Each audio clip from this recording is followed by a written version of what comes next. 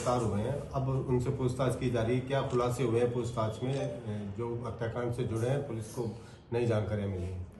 देखिए, इस पूरे हत्याकांड में अब तक इन 4 मुख्य आरोपी समेत 12 लोगों को गिरफ्तार किया जा चुका है।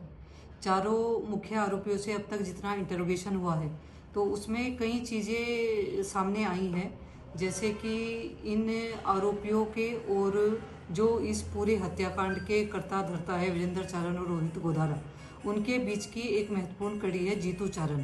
तो जीतू चारण का नाम सामने आने पर जिला पुलिस ने 25,000 का इनाम उस पर घोषित कर दिया है।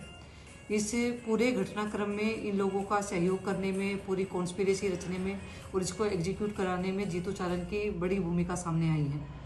अब तक के इनके इंटरोगेशन में ये चीज़ सामने आई है कि 4 अक्टूबर को जो हथियार इस हत्याकांड में इस्तेमाल हुए वे जीतू चारण के द्वारा इनको उपलब्ध कराए गए थे। उन हथियारों के संबंध में डिटेल में इनसे इन्वेस्टिगेशन अभी चालू है। हत्याकांड को अंजाम देने के बाद में अब तक के अनुसंधान में इन्होंने हथियारों को फेंकना बताया है। वे हथियार कहाँ फेंके गए उसके बारे में तस्दीक की जा रही है। इन्होंने 7 तारीख को इस हत्याकांड को अंजाम दिया। उससे पहले 5 अक्टूबर को आके यहाँ पर 3 आरोपियों ने रेकी की थी, जिसमें महेश, गणपत और जुबेर यहाँ पर आए थे, जो अब तक चीज़ सामने आई है। 6 अक्टूबर के दिन भी ये लोग इस हत्याकांड को अंजाम देने के लिए कुचामन में आए थे, परंतु उस दिन किसी कारणवश जिम बंद होने की वजह से इस घटना को ये कारित नहीं कर पाए और पुनः 7 अक्टूबर को आके इन्होंने इस हत्याकांड को अंजाम दिया।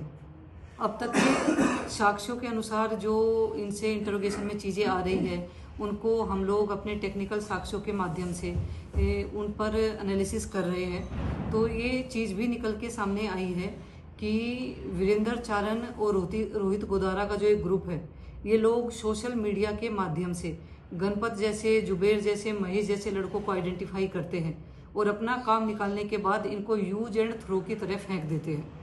इस घटना को कारित करने के बाद में ये लोग यहाँ से एमपी में भागे और एमपी के बाद में ये लोग साउथ इंडिया में चले गए, आंध्र प्रदेश में गए।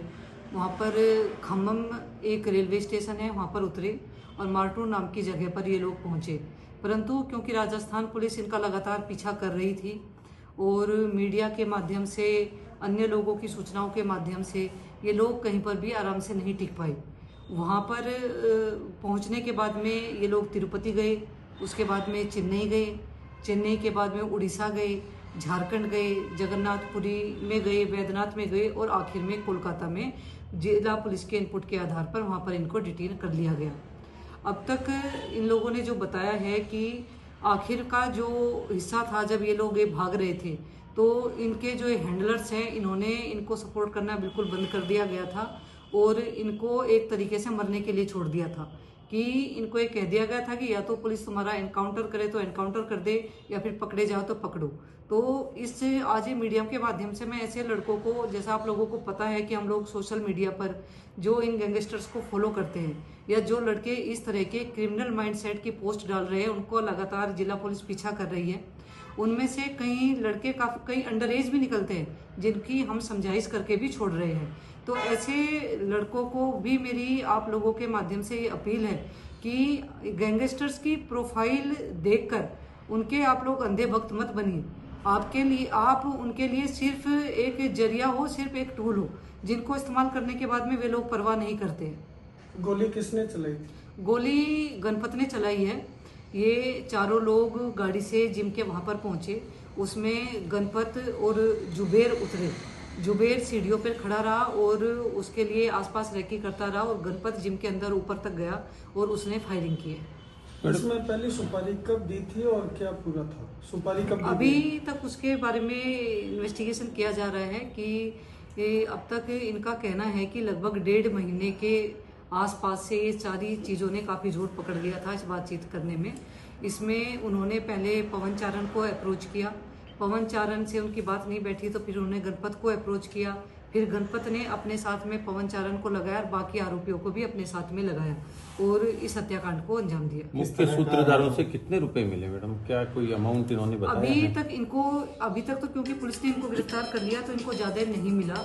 जैसा मैंने आपको बताया कि इनके जो इस भागदौड़, इनके फरारी में, यहाँ से आने जाने में और इस हत्याकांड को करने में जो खर्चा हुआ है वो खर्चा भी पूरा उन लोगों के द्वारा नहीं दिया गया। और इनको उन्होंने काफ़ी बड़े अमाउंट का लालच दिया था कि आपको हम लोग 10-15 लाख रुपए दे देंगे, और उस लालच में आके ही इन्होंने इस हत्याकांड को अंजाम दिया।